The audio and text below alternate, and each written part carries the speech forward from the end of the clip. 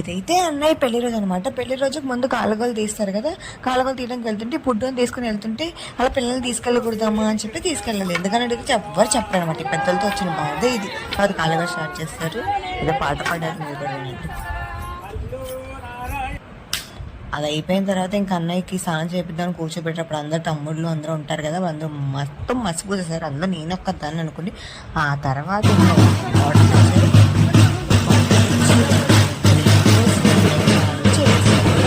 Evening అయిపోయింది, పెళ్ళికి start అయిపోయింది. పెళ్ళి అయితే అన్నవరం కొండ మీద జరుగుతుంది. అన్నవరం కొండ మీద పెళ్ళి ఫస్ట్ టైం చూడడం అని చెప్పేసి నేను కూడా చాలా ఎక్సైటెడ్తో వెళ్ళాను అనమాట. వెళ్ళినప్పుడు బాగానే జరిగింది. బట్ ఒకే కళ్యాణ మండపంలో 12 పెళ్ళిళ్ళు, అదే ఒకే ముహూర్తం. ఒక్కళ్ళ పెళ్ళి ఒక్కళ్ళు బ్యాండ్ బాజా, ఎవరి గోల వాళ్ళది, ఏమి వినిపించదు. ఇదే ఈయనే పెళ్లి కొడుకు అనమాట. స్టార్ట్